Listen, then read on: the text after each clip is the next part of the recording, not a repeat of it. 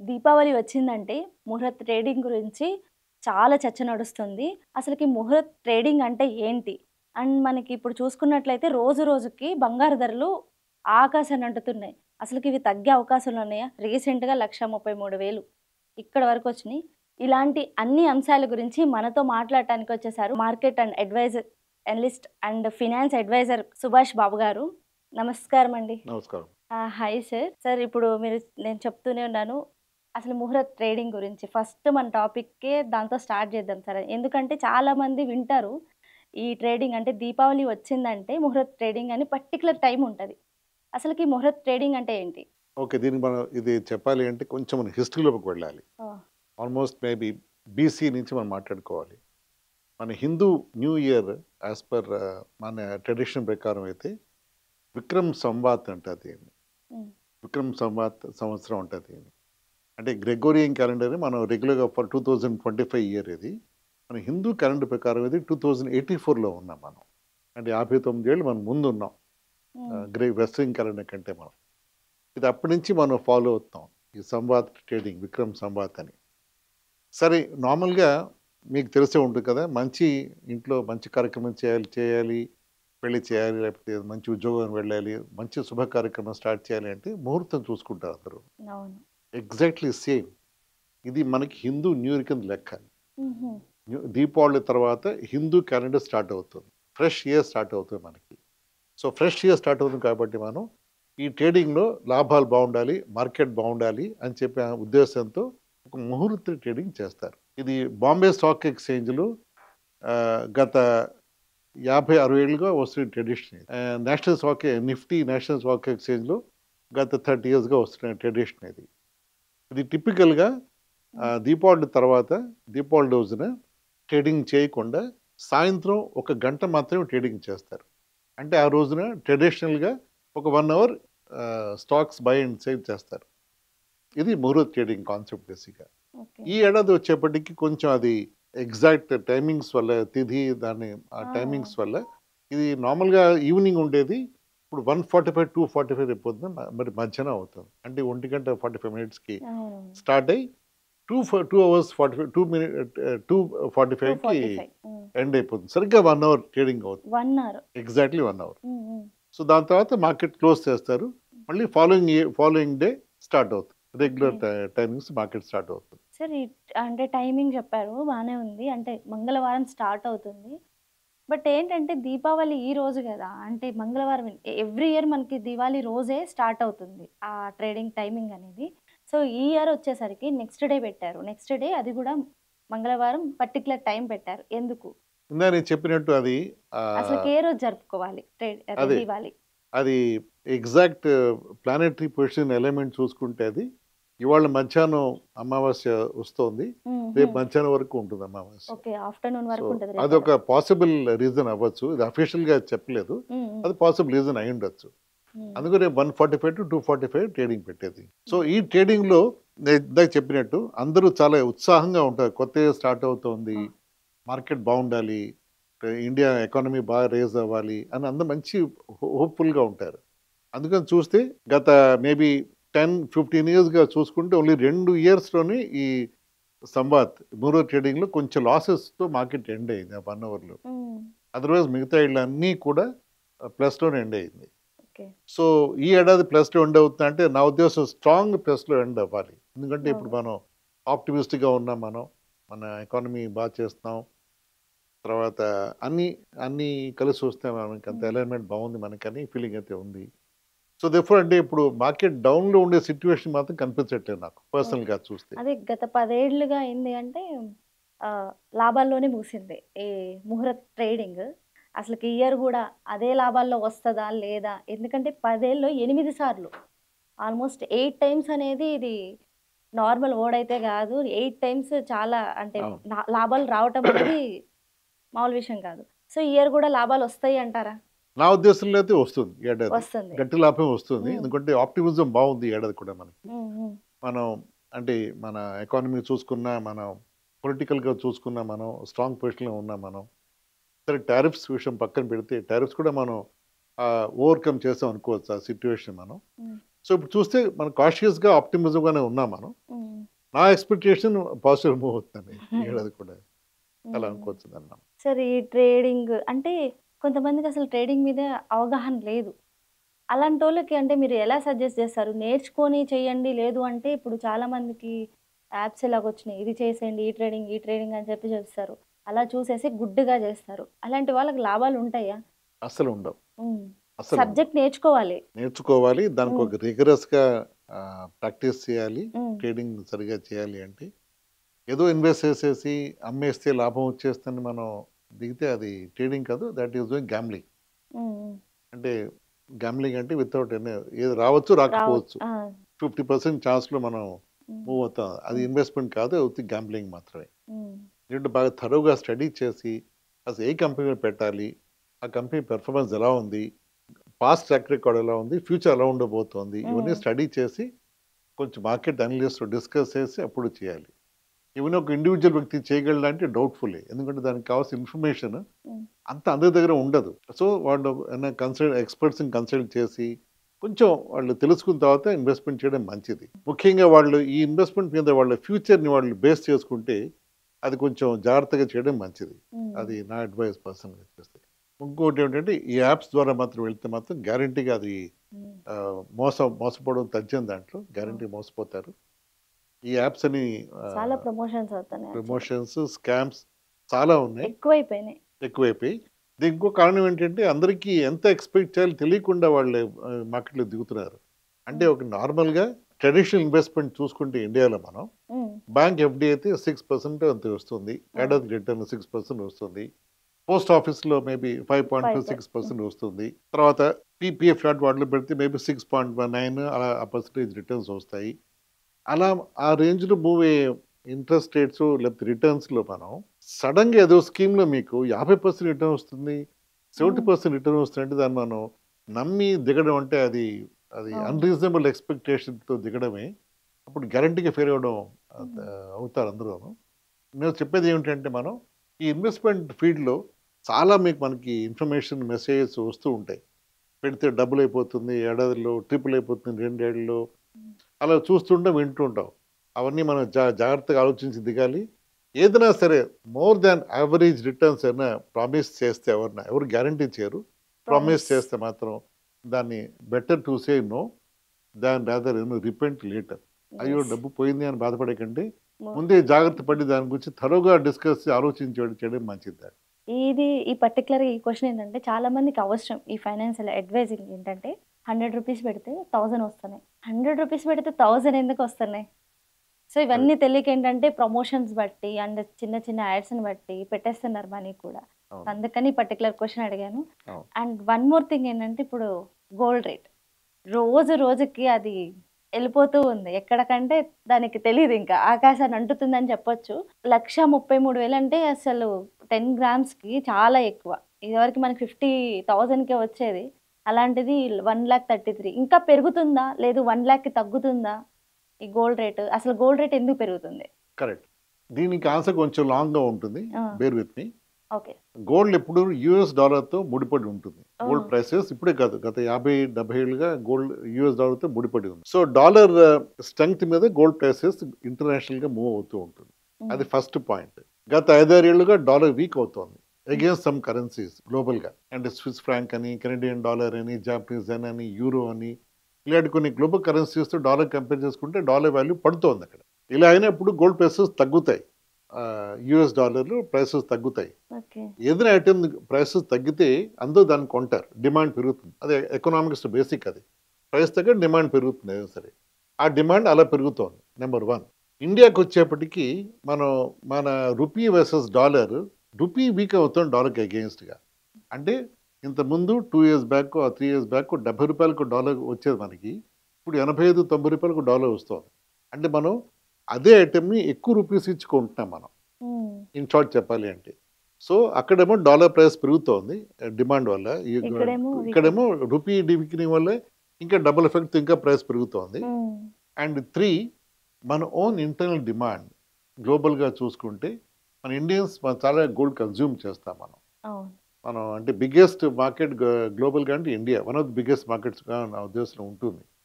మనకి పెళ్ళిళ్ళైనా, ఏ ఇంకా శుభకార్యమైనా ముందు గోల్డ్ ఉండాలి. ముందు గోల్డ్ ఉండాలి. పరిపాటిగా కన్వెన్షనల్‌గా అన్నిట్లో ఉంటుంది మనకి. సో, మనకి గోల్డ్ ఎంత ఎక్కువ అయినా సరే మనం తక్కువ కొనొచ్చు, కానీ గోల్డ్ మాత్రం కొంటాం మనం. ఖచ్చితంగా అది. అది గోల్డ్ పెరిగిపోయింది కొనొద్దు అనుకోం. కొంచెం తక్కువ కొంటాం. కొనడం మాత్రం గ్యారంటీగా జరుగుతోంది. అవును. సో, మన డిమాండ్ అలాగే పెరుగుతోంది. మన ధన్‌తెరస్ అయింది, పెళ్లి సీజన్ అయింది. అంత గోల్డ్ కొన్నారు, ప్రైసెస్ పెరిగాయి. ఇంకా మనం పెరిగినా కొన్నారు. అయినా పెరిగినా కొన్నారు. సో, ఈ సినారియోలో గోల్డ్ ప్రైసెస్ ఇంకా ఇండియాలో పెరుగుతున్నాయి. ముఖ్యంగా గ్లోబల్ అన్సర్టనిటీ, అంటే ప్రపంచంలో చాలా వార్స్ అవుతున్నాయి. రష్యా యుక్రెయిన్ వార్ అవుతోంది. ఇజ్రాయెల్ గాజా వార్ అవుతోంది గత 2-3 ఇయర్స్‌గా. అలాగే మిగతా ఉన్న టెన్షన్స్, గొడవలు ఇండియా, పాకిస్తాన్ ఆ స్ట్రెస్ ఎప్పుడు ఉంది మనకెప్పుడు ఇది. ఈ సిట్యుయేషన్‌లో, ఈ నేపథ్యంలో అన్ని దేశాలు గోల్డ్‌ని కొంటున్నాయి. ఎందుకంటే వాళ్ళ ఎకానమీ కూడా యూఎస్ డాలర్‌కి ముడిపడి ఉండడంతో యూఎస్ ఎకానమీ కొంచెం ఫ్రెజైల్‌గా ఉంది ప్రస్తుతం ఇప్పుడు అది. సో, వాళ్ళ ఎకానమీ కూడా స్ట్రాంగ్‌గా ఉండాలి అంటే ఏదో బ్యాకప్ కావాలి వాళ్ళకి. అది గోల్డ్ బ్యాకప్ ప్రొవైడ్ చేస్తుంది. మనం కూడా ఇంట్లో గోల్డ్ పెట్టుకుంటే ఎందుకు పెట్టుకుంటాం? రేపొద్దున అవసరం వస్తే అవసరం వస్తే మనం అది పెట్టొచ్చు. గోల్డ్ పెట్టి మనం డబ్బు రేజ్ చేయొచ్చు. అందరి మైండ్‌లో బ్యాకప్ మైండ్‌లో అవును. ఉంటుంది. ఎవరు అమ్మకపోవచ్చు, కానీ దాన్ని డెఫినెట్‌గా దాన్ని మార్ట్‌గేజ్ చేస్తూ లోన్ పెట్టు దాన్ని డబ్బు రేజ్ చేస్తారు. ఎందుకు ఇండియా కూడా చేసింది. 1991లో నరసింహారావు గవర్నమెంట్ ఉన్నప్పుడు ఇండియా కొన్ని కేజీల బంగారం, అంటే వందల కేజీల బంగారం ఇంగ్లాండ్ పంపించి డబ్బు రేస్ చేసి మనం అప్పుడు మన అంటే డే టు డే నీడ్స్ మనం ఇంపోర్ట్స్ మనం బిల్ కట్టగలిగాం. అంటే ఇండియా కూడా ఒక పెద్ద ఫ్యామిలీ ఇండియా అలా అనుకోవచ్చు మాట. అలా దాదాపు ఒక 2-3 ఇయర్స్ మనం ఆ డబ్బుతో, వచ్చిన డబ్బుతో మనం ఇంపోర్ట్ బిల్స్, ఆయిల్ బిల్ మనం దాన్ని కట్టుకుంటూ మన ఎకానమీ జనరేట్ చేసుకుంటూ ఫైనల్గా డబ్బు విడిపించి తెచ్చేసుకున్నాం గోల్డ్ మనం. కానీ చెప్పేది ఏంటంటే అందరూ గోల్డ్ని అలాగే చూస్తారు, ఒక బ్యాకప్ ప్లాన్ కింద ఉండడం మంచిది అని. సో, ఈ గ్లోబల్ అన్సర్టన్ సిచ్యువేషన్స్లో అన్ని కంట్రీస్ గోల్డ్ కొంటాయి, ఇంక్లూడింగ్ ఇండియా. ఆర్బీఐ కూడా చాలా గోల్డ్ కొంటోంది. గోల్డ్ కొనే దాంట్లో ఇండియా ఫస్ట్ ఉంటదేమో. చాలా టాప్ లెవెల్లో ఇండియా డెఫినెట్గా ఉంది. మన ఇండియన్ ఆర్బీఐ దగ్గర దాదాపు ఒక 900 tons ఆఫ్ గోల్డ్ ఉంది. అంటే అది మన ఎకానమీకి ఎంతవరకు సూటబుల్ అని వాళ్ళకి ఐడియా ఉంటుంది. దాదాపు 900 tons గోల్డ్ మన ఎకానమీలో ఆర్బీఐ దగ్గర ఉంది. మన ఇండివిజువల్ ఫ్యామిలీస్ దగ్గర కూడా బాగానే గోల్డ్ మన దగ్గర ఉంది. సో, అది మన ఓన్ రెస్పెక్టివ్ ఫ్యామిలీకి చూసుకోవచ్చు. సో, అన్ని దేశాలు గోల్డ్ కొంటున్నాయి. గోల్డ్ ప్రైసెస్ పెరుగుతున్నాయి, ఇంకా డిమాండ్ పెరుగుతుంది. అందరూ గోల్డ్ కొంటున్నారు. అంటే ఎవరైనా సరే ఒక ఐటమ్ ఇంకా గట్టిగా పరిగెడితే ఆ ప్రైసెస్ పెరుగుతాయి. ఎకనామిక్ బేసిక్ రూల్ అది. డిమాండ్ పెరిగితే ప్రైసెస్ పెరుగుతాయి. సో, కొంటున్నందుకే గోల్డ్ రేట్ పెరుగుతుంది అంటారా? అంతే. అంటే ఏది ముందు ఏది వెనక చెప్పడం కష్టం, కానీ రెండు మాత్రం జరుగుతోంది. ఎందుకంటే సెంటిమెంట్ కూడా ఉంటది కదా, గోల్డ్ కొనాలి, అది ఎట్లయినా వర్కౌట్ అయ్యిద్దని ఈ దీపావళికి అయితే గోల్డ్ రేట్ పెంచేశారు. కరెక్ట్ పెరుగుతుంది. సో, ఇప్పుడు మీరు అడిగిన క్వశ్చన్ కి ₹1,00,000 తగ్గుతుందా, 1,00,000 కంటే తక్కువకి తగ్గుతుందా ప్రైసెస్, ఆ క్వశ్చన్ ఆన్సర్ చెప్పడం కష్టం. ఎందుకంటే ఛాన్సెస్ తక్కువ, తగ్గే ఛాన్సెస్ తక్కువ. అంటే ఇప్పుడు మనం సడన్ గా గ్లోబల్ పీస్ వచ్చేది, ఇజ్రాయెల్ గాజా వార్ ఆగిపోయింది అనుకుంటున్నాం, మళ్ళీ బాంబింగ్ స్టార్ట్ అయింది అక్కడ. రష్యా యుక్రెయిన్ వార్ ఎప్పుడు ఆగుతుందో తెలియదు, ఎప్పుడు వెళ్తుందో తెలియదు, అలాగే అవుతోంది. ముఖ్యంగా యుఎస్ పాలసీస్ మీద ప్రపంచం ముడిపడి ఉంటుంది. మన ఇండియన్ ఎక్స్పోర్ట్స్ అవ్వచ్చు, జపాన్ ఎక్స్పోర్ట్స్ అవ్వచ్చు, చాలా కంట్రీస్ యుఎస్కి ఎక్స్పోర్ట్ చేస్తాయి, పెద్ద మార్కెట్ అది. ఆ యుఎస్ ఎకానమీ కూడా కొంచెం ఫ్రెజైల్గా ఉంది. ఫ్రెజైల్ అంటే వాళ్ళకి కూడా కొంచెం వీక్ పొజిషన్లో ఉన్నారు, వాళ్ళు అంత స్ట్రాంగ్గా లేరు వాళ్ళు. సో, అక్కడ ఎకానమీ బట్టి మిగతా దేశాల వాళ్ళ ఎకానమీ మీద ఆధారపడి ఉంటుంది. ఇవన్నీ చూసుకుంటుంటే గోల్డ్ ఒక బ్యాకప్ కింద, స్ట్రాంగ్ బ్యాకప్ కింద వాళ్ళు ట్రీట్ చేస్తారు అన్ని దేశాల్లో. సో, ఈ సిచ్యువేషన్ గోల్డ్ ప్రైసెస్ తగ్గుతాయంటే నా ఉద్దేశంలో తగ్గకపోవచ్చేమో అనుకుంటా. తగ్గితే I'll be very happy for you and others also. Actual అది తగ్గాలని చెప్పేసి కానీ అవ్వదు అది. కానీ ఇంతకు ముందు చూడబోతే మనకి గోల్డ్ రేట్ పెరిగినా కొన్నిసార్లు తగ్గుతుంది, కానీ ఇప్పుడు మాత్రం పెరుగుతూనే ఉంది. ఒక 2-3 ఇయర్స్ నుంచి ఎక్కడ తగ్గింది లేదు, నాకు తెలిసి ఇంక్రీజింగ్ గానే ఉంది. గత 1 year గా 40% పెరిగింది. 40%. ఓకే, 40% పెరిగింది. దీంతో పాటు సిల్వర్ కూడా పెరిగే ఛాన్స్ ఏమైనా ఉందా? అంటే సిల్వర్ కూడా మంచి రేట్ ఉంటే తర్వాత అది కూడా ఒక గోల్డ్ కాస్ట్కి వెళ్ళే ఛాన్స్ ఏమైనా ఉందా? సిల్వర్ చాలా పెరిగిపోయింది. గోల్డ్ 40% పెరిగితే గత 6 నెలలుగా సిల్వర్ దాదాపు చాలా ఎక్కువ, డిమాండ్ బాగా ఎక్కువైంది, చాలా పెరిగిపోయింది. సిల్వర్ డిమాండ్ ఏమో అది ఇండస్ట్రియల్ నుంచి వస్తుంది, ఇండస్ట్రీస్ నుంచి వచ్చే సిల్వర్ డిమాండ్ బట్టి ప్రైసెస్ పెరుగుతాయి.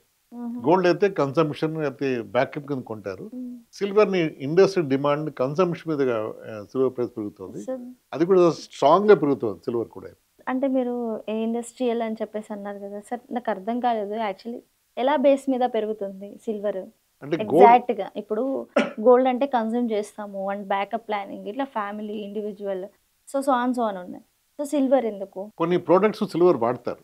ఓకే. కొన్ని ప్రొడక్ట్స్ సో ఆ డిమాండ్ బట్టి, ఆ మ్యానుఫ్యాక్చరింగ్ డిమాండ్ బట్టి ఆ ప్రైస్ పెరుగుతుంది అది. అంత విధంగా వాడుతున్నారు కాబట్టి సిల్వర్ రేట్ కూడా ఇంకా పెరుగుతుంది. డబల్ పెరిగింది. పెరుగుతుంది. ఈ మధ్య ఓకే. చాలా పెరిగిపోయింది సిల్వర్ ఈ మధ్య.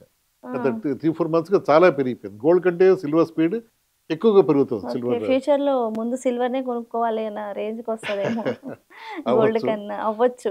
కరెక్ట్. గోల్డ్, సిల్వర్ 2 కలిసి చాలా విపరీతంగా పెరిగిపోతున్నాయి. ఉమ్, సో ఇది బ్యాక్‌గ్రౌండ్ ఇది. ఉమ్, ఉమ్. సో అందుకని మనం గోల్డ్ ప్రైసెస్ నార్మల్‌గా మా ఫైనాన్షియల్ ప్లానర్స్ గోల్డ్ అంటే ఇన్వెస్ట్‌మెంట్ చేయాలి ఒక వ్యక్తి అంటే నెక్స్ట్ క్వశ్చన్ నాది అదే actually. Okay.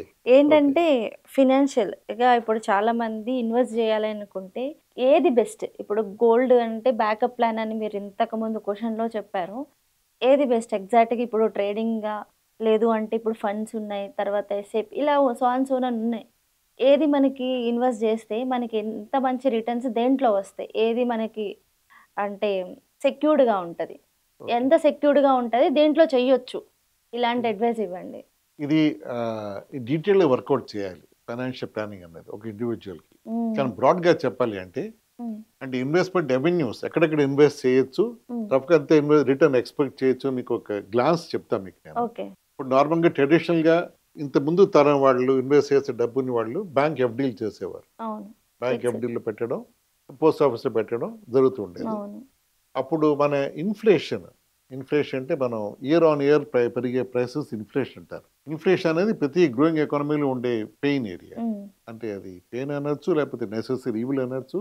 It's a fact. అవును. అండ్ పోయిన ఏడాది ప్రైస్ అదే ఐటమ్ గడే పెరుగుతుంది. అది కూరలు అవ్వచ్చు, లేకపోతే ఆయిల్ అవ్వచ్చు, బియ్యం అవ్వచ్చు, ఏదైనా పెరుగుతుంది ప్రైసెస్. అది ఇన్ఫ్లేషన్ మ్యాండేటరీగా ఉంటుంది లైఫ్లో. ఇప్పుడు మన ఇండియన్ ఇన్ఫ్లేషన్ దాదాపు 7.5-8% ఆ రేంజ్లో మూవ్ అవుతాం మనం. అంటే మనం ఎక్స్పీరియన్స్ చేస్తాం. పోయిన ఏడాది ఎంత పెట్టుకున్నాం, ఏడాది కొంచెం పెరుగుతుంది. మన మైండ్కి అలవాటు అయిపోయింది అది. సో మనం సేవ్ చేసే డబ్బు ఆ ఇన్ఫ్లేషన్ కంటే ఎక్కువ రిటర్న్ వస్తేనే మన డబ్బు పెంచినట్టు లెక్క.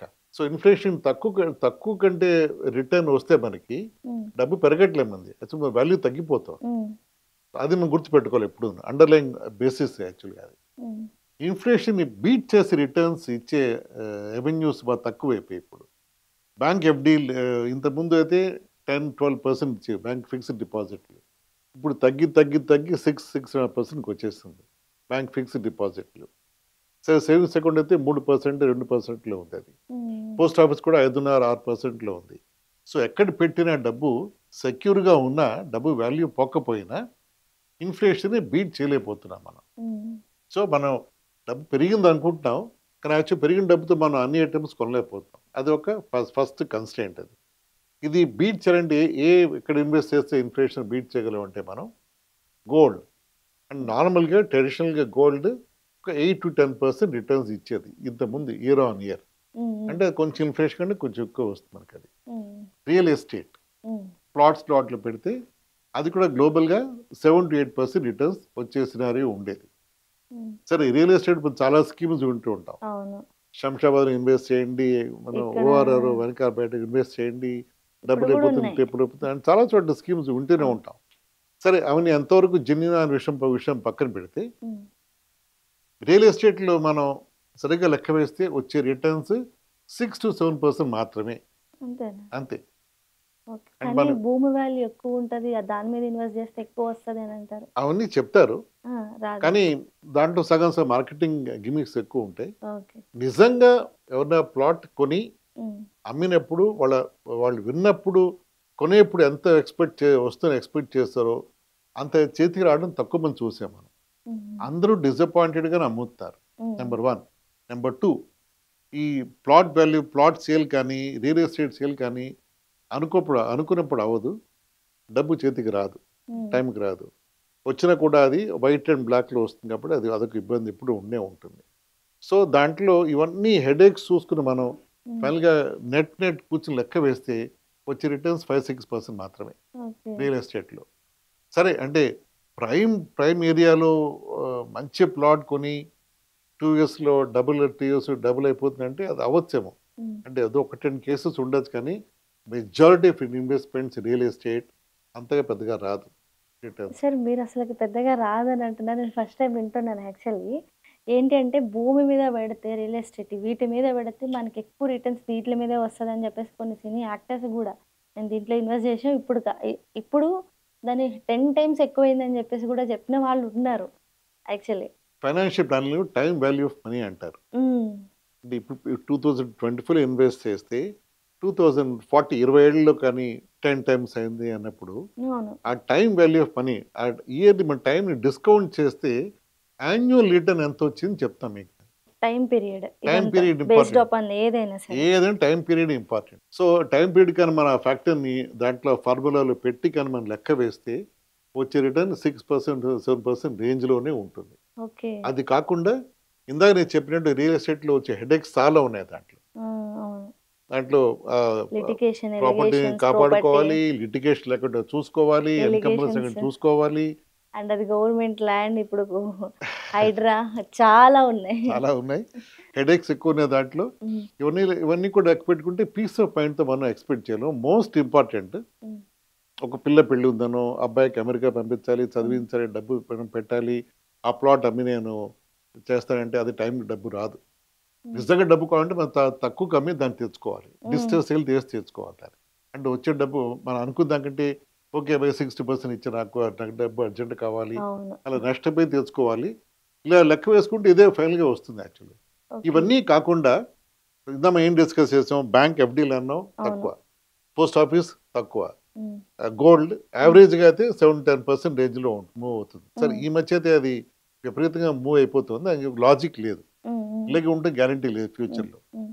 సో, ఫ్యూచర్ గ్యారంటీగా వెళ్ళేది ఫైనాన్షియల్ క్యాపిటల్ మార్కెట్స్ మాత్రమే. ఓకే.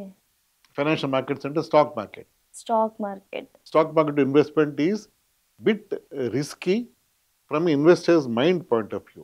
హ్మ్. రిస్క్ మన మైండ్‌లో ఉంటుంది.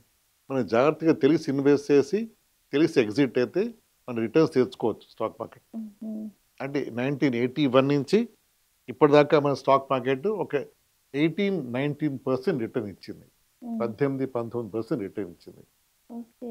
అది రియల్ ఫిగర్స్. ఇది ఇమాజినరీ ఫిగర్స్ కాదు. Real once. రియల్ ఫిగర్స్ ఇవన్నీ. హ్మ్. సో, అంటే అంత రిటర్న్ వచ్చే ఆపర్చునిటీని సరిగ్గా వాడుకోవాలంటే దానికి మంచి నాలెడ్జ్ కావాలి. యెస్. ఏ కంపెనీ, ఏ సెక్టర్, ఏ ఇండస్ట్రీ బాగా గ్రో అవుతుంది, ఎక్కడ కాంపిటీషన్ ఉంది, ఎక్కడ మార్జిన్స్ బాగున్నాయి హ్మ్. అని బాగా గట్టి అవగాహన ఉండాలి. అది అందరికీ ఉండదు. హ్మ్. అవగాహన ఈజీగా ఇన్ఫర్మేషన్ దొరకదు. బయట దొరికే ఇన్ఫర్మేషన్ అంత అఫీషియల్‌గా దొరికే ఇన్ఫర్మేషన్ అంత ట్రూ కూడా కాకపోవచ్చు. హ్మ్. హ్మ్. సో, దాంట్లో తెలియని ఇన్ఫర్మేషన్ చాలా ఉండొచ్చు మనకి. మన హిడెన్ ఇన్ఫర్మేషన్ చాలా ఉండొచ్చు. సో, అది ఎలా చేయాలి అంటే అది ఒక మార్గం ఏంటంటే మనం థరోగా చదివి నేర్చుకుని అండర్‌స్టాండ్ ఎక్కడైనా అప్రెంటిస్‌షిప్ చేసుకొని ఇన్వెస్ట్‌మెంట్ చేసి డబ్బు పెంచుకోవచ్చు. కానీ స్టాటిస్టిక్స్ ఏం చెప్తున్నాయంటే దాదాపు 90% of people do not make money in stock market. Only 10% people make.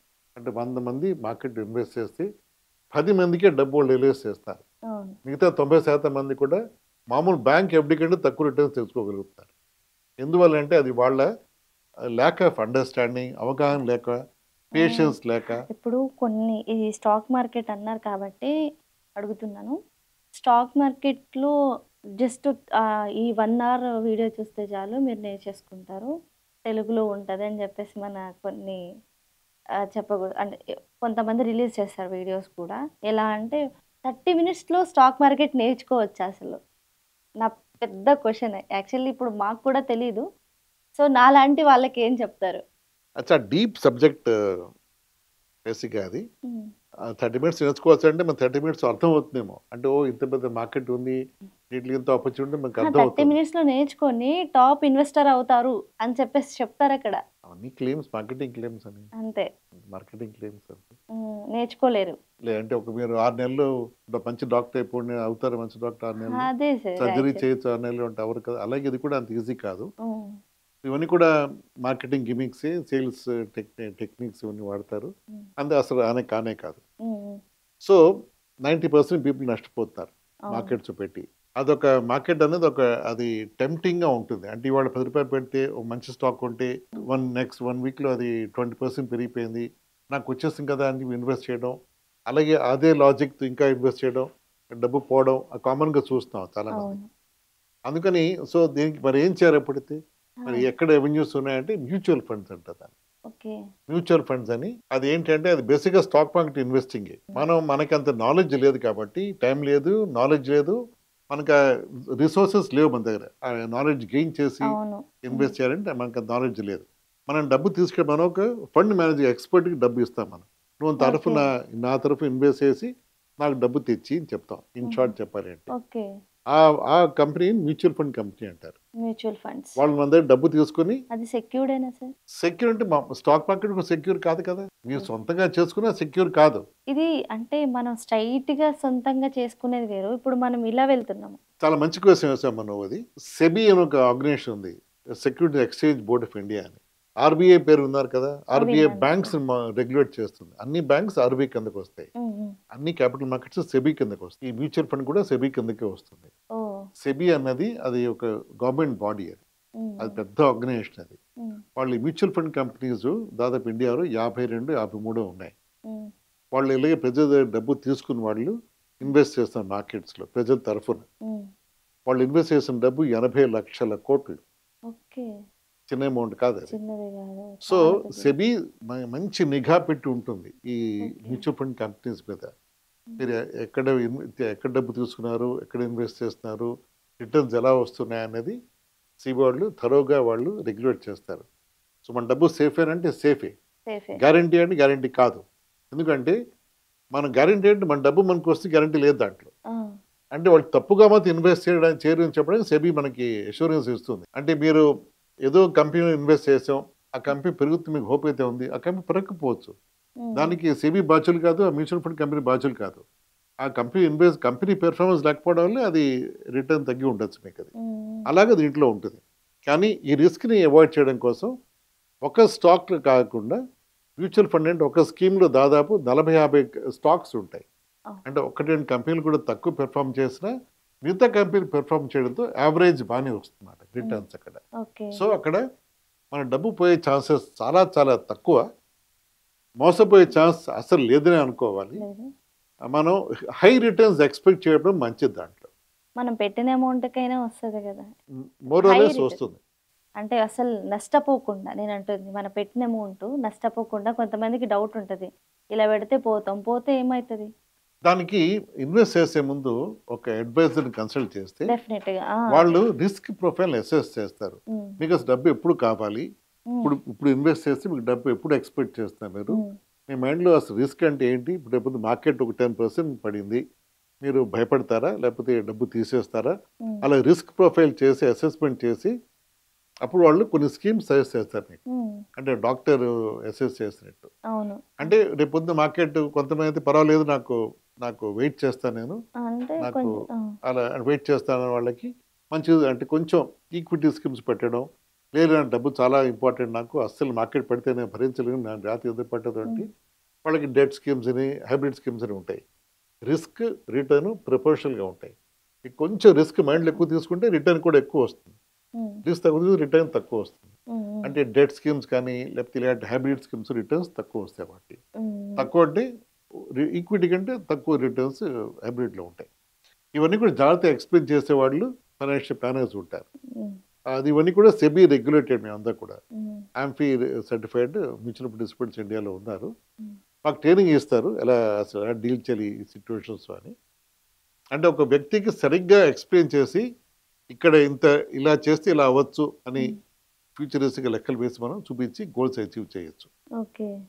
అలా మనం చేయబట్టి చాలామంది ఈ 80,00,000 కోట్ల డబ్బు ఈ మ్యూచువల్ ఫండ్స్ మార్కెట్స్ ఉంది కాబట్టి సేఫ్‌గా వెళ్తున్నారు. ఆ! అదే ఈ మధ్య వింటున్నా మ్యూచువల్ ఫండ్స్ అని కరెక్ట్. చెప్పేసి. మ్యూచువల్ ఫండ్స్ ఇంకొక పాయింట్ ఎస్ఐపి అంటారు. Systematic investment plan. హ్మ్. అదేంటి అచ్చా సార్? కామన్‌గా మనం వింటూ ఉంటాం. మన టీవీలో యాడ్స్ కూడా చూస్తుంటాం. అవును. క్రికెటర్స్‌ను సిప్ కరో, యాడ్ సిప్ అలా కరో అంటూ వస్తది. ఉంటారు. అవునవును. నేను సిప్ కియా బహుత్ సక్సెస్ హుआ అని అంటూ ఉంటారు. ఆ! అవునవును. సిప్ అంటే systematic investment plan. Systematic investment plan. Investment plan. దీని కాన్సెప్ట్ ఏమిటంటే మనం ఎక్కడ ఇన్వెస్ట్ చేయాలి, సేవ్ చేయాలి అంటే మనం ఎప్పుడో నాకు 6 నెలలు మంచి బోనస్ వస్తుంది, అప్పుడు చేస్తాను. 6 నెలలు రావచ్చు, రాకపోవచ్చు. మీరు మర్చిపోవచ్చు. అప్పుడు డబ్బు రాగానే ఇంకేదో కొత్త ఐటెమ్ కొనుక్కోవాలనిపించొచ్చు. అలా ఇన్వెస్ట్‌మెంట్ స్లిప్ అయిపోతుంది కాబట్టి, ఎవ్రీ మంత్ మీరు ఎంత మీ జీతంలో ఎంత మీరు డబ్బు సేవ్ చేద్దాం అనుకున్నారో, ఆ అమౌంట్ మీరు ఎవ్రీ మంత్ ఇన్వెస్ట్ చేయండి. కొంచెం, కొంచెం, కొంచెం కిందండి. అంటే ఏడాదిలో మీరు రూ. 1,00,000 చేసే బదులు ఎవ్రీ మంత్ రూ. 8,000 చేయండి. రూ. 10,000 చేయండి ఎవ్రీ మంత్ మీరు. అది మీకు బర్డెన్ తక్కువ అనిపిస్తుంది. ఎట్ ఏ టైమ్ 1,00,000 ఇన్వెస్ట్ చేయడం కంటే ఎవ్రీ మంత్ 88,000 చేసుకుంటూ వదిలేయండి. అది సిప్ అంటారు దాన్ని. ఓకే. అంటే మీరు దాన్ని ఆటోమేటిక్‌గా డెబిట్ అయ్యి బ్యాంక్ నుంచి వెళ్ళే ప్రాసెస్‌ని సిప్ కింద సెటప్ ఆటో చేసుకోవచ్చు. డెబిట్ ఉంటుంది. ఆటో డెబిట్ ఉంటుంది. ఆటో మ్యాండేట్ దాంట్లో సిప్‌లో. So so every month invest చేయొచ్చు మనం. మధ్య ఎప్పుడైనా సరే బోనస్ వస్తే అప్పుడు ఎక్స్ట్రా ఇన్వెస్ట్ చేయొచ్చు. అది మన ఇష్టం అది. ఓకే. సో ఈ సిప్ ద్వారా వచ్చే బెనిఫిట్ ఏమిటంటే, ఒకటి మన ఫైనాన్షియల్ డిసిప్లిన్ పెరుగుతుంది. మనం మర్చిపోయినా సరే డెబిట్ అయిపోతుంది అది. అకౌంట్‌లో డబ్బైతే ఉండాలి. ఆటో డెబిట్ ఉంటుంది. డబ్బైతే అకౌంట్‌లో ఉండాలి. అంటే మీ జీతం వచ్చే time next day next day పెట్టుకుంటే డబ్బు జీతం పడుతుంది. ఆ 2 డేస్ తర్వాత డెబిట్ వెళ్ళిపోతుంది. అది మనం అడగదు ఇంకా బ్యాంక్ అది. ఆటో డెబిట్ వెళ్ళిపోతూ ఉంటుంది. అది ఒక ఇంకా బెస్ట్. డిసిప్లిన్ వస్తుంది మైండ్ ఇన్వెస్ట్‌మెంట్‌లో. తర్వాత ఈ చిన్న చిన్న డ్రాప్స్ మేక్ ఎన్ ఓషన్ లాగా ఈ చిన్న చిన్న installments which we make SIP investments can really make a huge impact in financial life of individual. పెద్ద డిఫరెన్స్ మనం గెయిన్ చేయొచ్చు. అంటే పవర్ ఆఫ్ కాంపౌండింగ్ అంటాం దాన్ని మనం. కాంపౌండ్ ఇంట్రెస్ట్ చక్రవడ్డీ చక్రవడ్డీ. తెలుగులో అంటారు. అది చాలా పెద్ద టూల్ అది. చాలా స్ట్రాంగ్ టూల్ అది. అంటే అనుకోకుండా మనం విపరీతంగా మన లైఫ్ ఇంప్రూవ్ చేసుకోవచ్చు ఫైనాన్షియల్ గోల్స్ ఈ పవర్ ఆఫ్ కాంపౌండింగ్‌తో. ఓకే. సో అది మనకు తెలియకుండా ఈ సిప్ ఇన్వెస్ట్‌మెంట్‌లో కాంపౌండింగ్ అవుతూ ఉంటుంది. మ్యూచువల్ ఫండ్స్ కూడా అన్నమాట. సో సిప్ అనేది మ్యూచువల్ ఫండ్స్ ఇన్వెస్ట్‌మెంట్ మార్గం. అలాగే లంసమ్ కూడా చేయొచ్చు మనం ఓకే. దీంట్లో. అంటే కొంచెం కొంచెం వేసుకుంటూ వెళ్ళొచ్చు. లేదా ఓకే. ఎప్పుడైనా డబ్బు లంసమ్ బోనస్ వచ్చింది. ఇంక పొలం అమ్మితే వచ్చిన డబ్బు. ఎప్పుడు కావాలన్నా మన దగ్గర ఉన్నప్పుడు కరెక్ట్. ఎప్పుడు మన దగ్గర ఉన్నప్పుడు ఇన్వెస్ట్ చేయొచ్చు. ఇన్వెస్ట్ చేసుకుంటూ వెళ్ళొచ్చు. వెళ్ళొచ్చు. ఇవన్నీ 2 చేస్తే మాత్రం అది డబుల్ ఇంజిన్ లాగా మనం గ్రోత్ అవుతుంది మన ఫైనాన్షియల్ గోల్స్‌కి.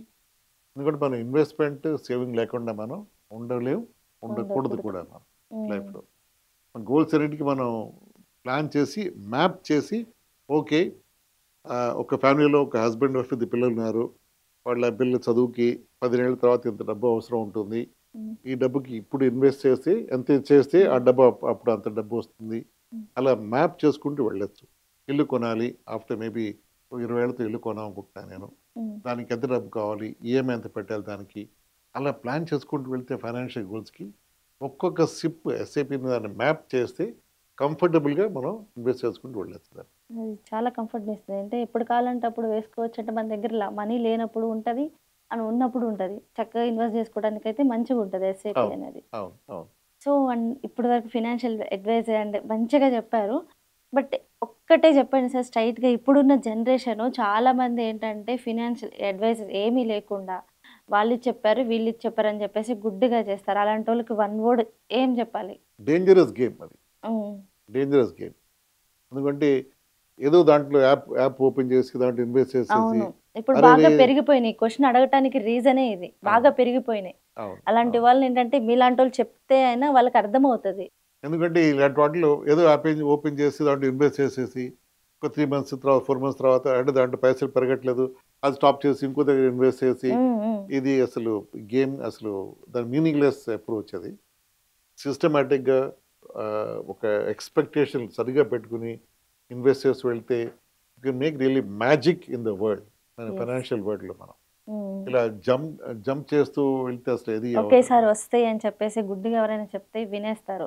ఇలాంటివి అస్సలు అసలు చేయకూడదు. చేయకూడదు. ఆ! అస్సలు చేయకూడదు. తర్వాత ఇంకోళ్ళు చెప్పిన వాళ్ళకది వాళ్ళు తప్పుగా చెప్పట్లేదు యాక్చువల్‌గా అవును. అవతల వాళ్ళు. హ్మ్. అది వాళ్ళ బెనిఫిట్ ఇచ్చింది. మనకి ఇవ్వకపోవచ్చు అది. యెస్. యెస్. సో మన డిఫరెంట్, వాళ్ళు డిఫరెంట్. మన అప్రోచ్ డిఫరెంట్, వాళ్ళ అప్రోచ్ డిఫరెంట్ అది. హ్మ్. అది గ్యారంటీగా మనకొస్తే రూల్ లేదు దాంట్లో. రాకపోవచ్చు. 90 హ్మ్. టైమ్స్ రాదు యాక్చువల్‌గా. హ్మ్. హ్మ్. అది మనం గుర్తుపెట్టుకొని వెళ్ళాలి ఎప్పుడు అది. చాలా చక్కగా చెప్పారు సార్ యాక్చువల్లీ.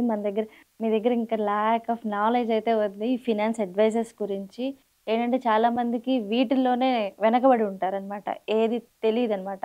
అండ్ మనం ఇంకా మాట్లాడుకున్న టాపిక్స్ చాలా ఉన్నాయి. మళ్ళీ కలుద్దాము. మళ్ళీ మాట్లాడుకుందాము. ఆడియన్స్‌కి తెలియాల్సిన చాలా టాపిక్స్ ఉన్నాయి మీ దగ్గర. Thank you so much sir. ఇలాంటి అంటే చాలా ట్రేడింగ్ గురించి తెలీదు. ఇలాంటివి అయితే మంచి మంచి టాపిక్స్ గురించి చెప్పినందుకు thank you so much sir. Thank you. Thank you.